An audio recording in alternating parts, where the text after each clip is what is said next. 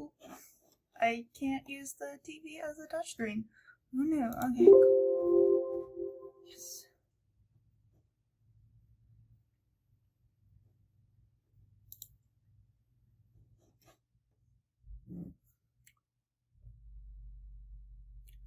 Cool.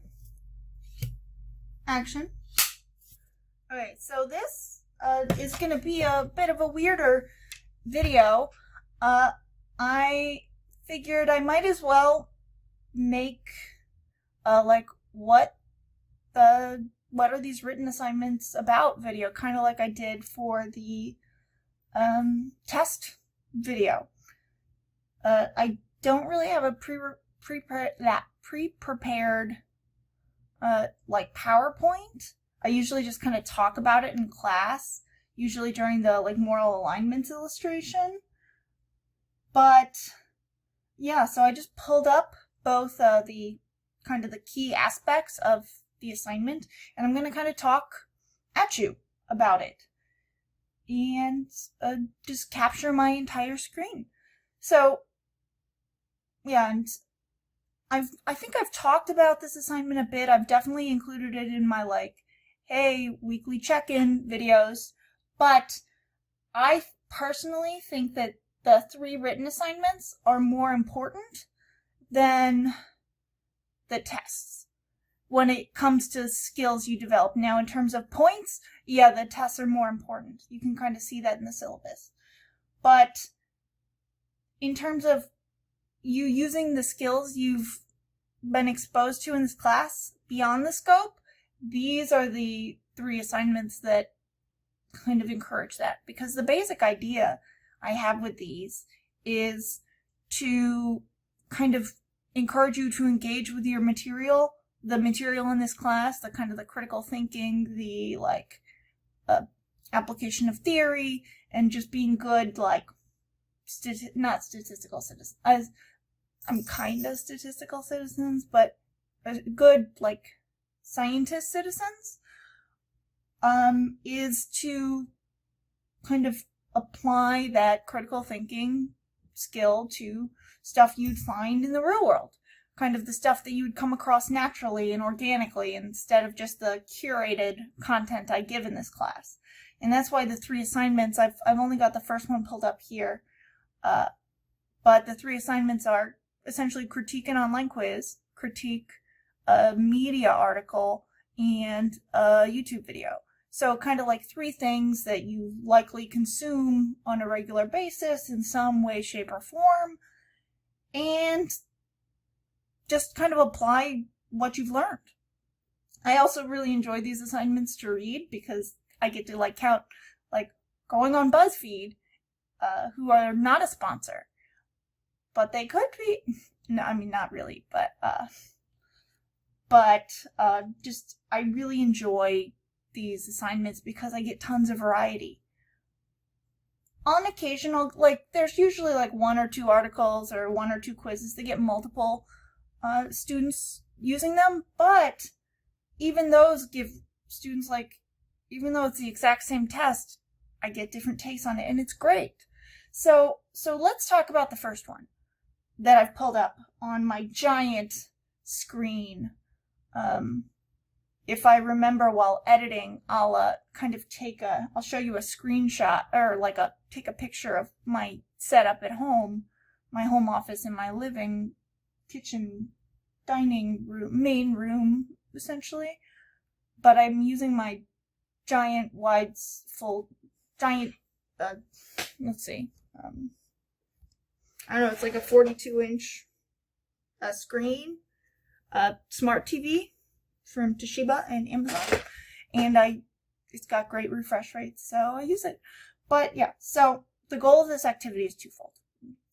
One is to apply what you've learned in class, and to incorporate your own interests, because honestly, I like variety. I don't want to read the same thing 75 times, and just kind of evaluate it on like, well, how did they write it? Like writing style, writing argument. I mean, I do those things, but it gets boring, and I want to have some fun, which is, so Yeah, and so like there's some basic little caveats in here, and I'll go through it with you. This is the version from previous semesters, hence I grade out the date, but it's like 4 weeks in essentially. So this assignment, you will go find and take a personality assessment of your own choosing. The only caveats are it can't be one I've critiqued in class, like you can't use the moral alignments one. And sometimes students will ask, how do I go about finding these assessments? And I've got an engagement activity that'll be released the second this assignment is due, where you can pitch me or include links to various online quizzes that you'd like to see my responses to, and write like a 50-word or like give a 1-minute like pitch.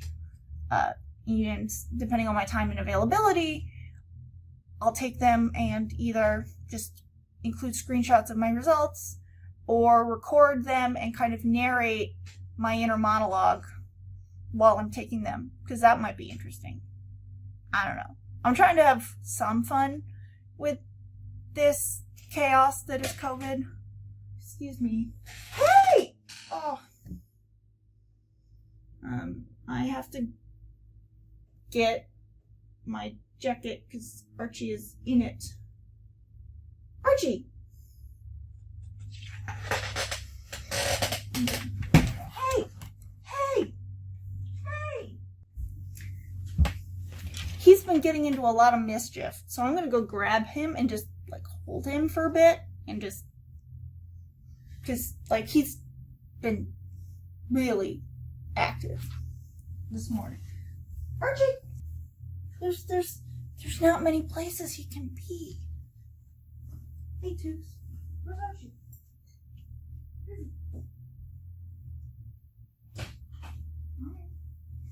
Well, that's weird. There are not many places he can be. I'm not going to tear apart my apartment looking for him. He'll come up. He took off his collar sometime last night, so we won't have the telltale warnings that we usually get. But such is life. Cool. But yeah. So the idea with this assignment is for you to write a short piece, and I'm probably going to cut here. Ooh, my jacket is being weird and twisty.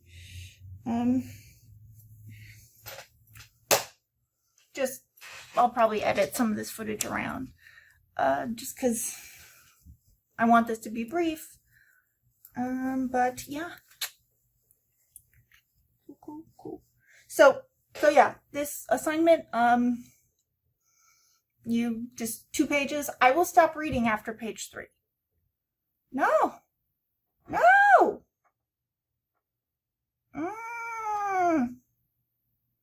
What is... Okay. It's annoying. Nope, stop. Why are you playing updates? Don't do that. Are we still... Oh, we are still recording. Okay, cool. So, yeah. Anyway, so you have to do these on your own. You can't do them with a friend. I mean, you can chat and have your friends take the quizzes to get like some more information, but you have to write it yourself. And the 3 big pieces, as you can see, I provided the rubrics.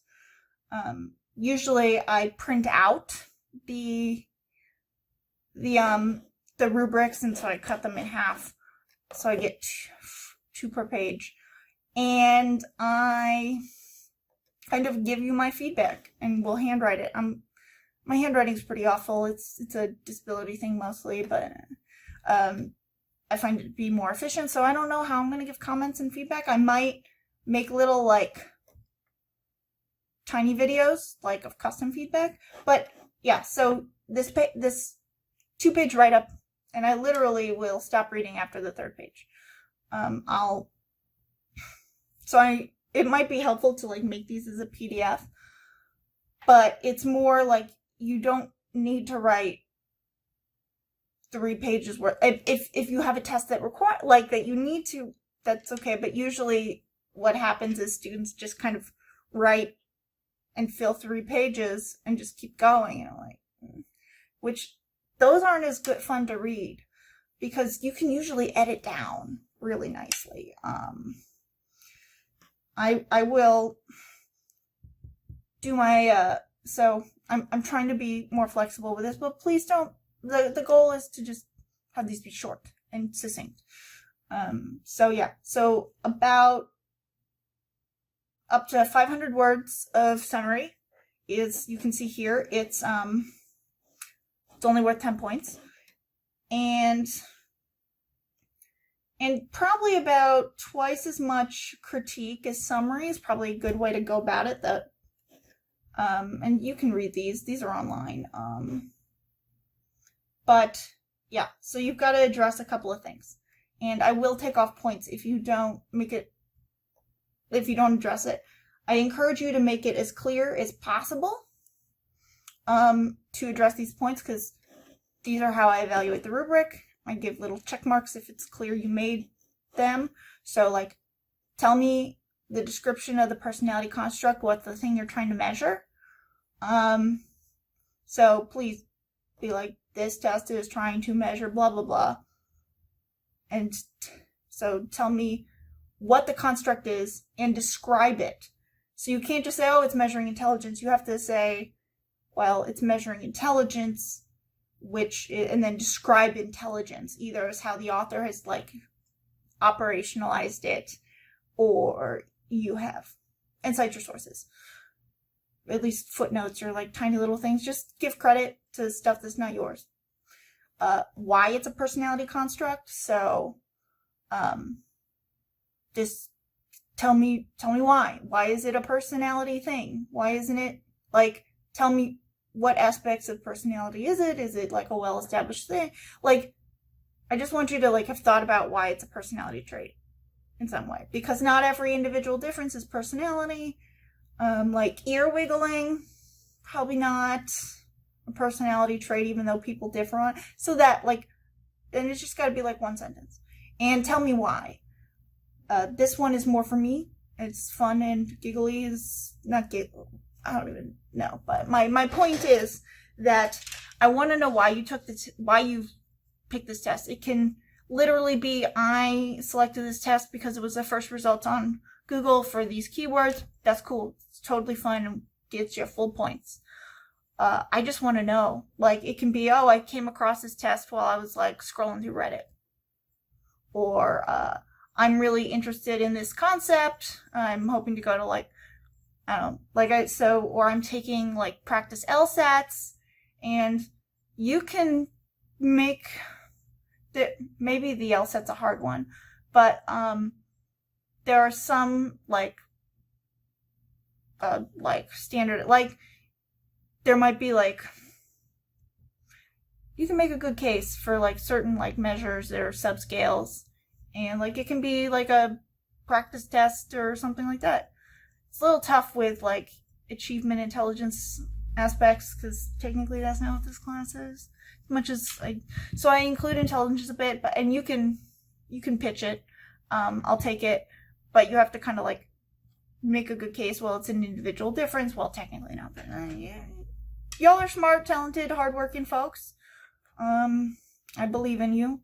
So yeah, and I'll give you a score and give you some comments. Next, the bigger point is a critique of the article. So like addressing the validity of the measure, like does it measure what it's supposed to? Do you demonstrate some understanding of the material in class? Do you incorporate multiple ideas? Is your argument, your critique, regardless of positive, negative, or some mixture? You don't have to just, shit on the test because that's just what you want to do. The nice way I put it is you needn't be salty for the sake of being salty. I find it easier, personally, to critique really bad tests. I find it kind of enjoyable. But that's because I got a weird, I'm tender-hearted, but also really grumpy when it comes to personality traits. I got a weird personality. But yeah, so just make sure you address all the pieces. And lastly, under the critique, is it effective or compelling? This one's a little more stylistic, but like, do your critique, like, I don't have to agree with them, but you have to make a relatively reasonable and compelling argument. Like, you can't just be like, well, usually if you incorporate multiple ideas and demonstrate understanding and address, like if you address the first three, usually the fourth one like just falls into place. But if your critiques seem like just really low effort, so this one kind of builds in. If you make a good case, you'll get points. And lastly is a clarity, organization, style, grammar. Now this is worth 5 points, and you'll notice that it's not really broken down in the same way that the other aspects are, and that's because this one is more qualitative. This is almost a quality of life aspect of the test, of the assessment, and you'll get 5 if I think it boils down. I'm trying to figure out how do I phrase this. So if I'm not brought out of the moment while I'm reading it. So if I like catch grammar errors, typos, or like I'm essentially pulled out of the reading experience and reminded that I'm reading something, then you're going to start losing some points. I realize that this one, like, I'm not going to, like,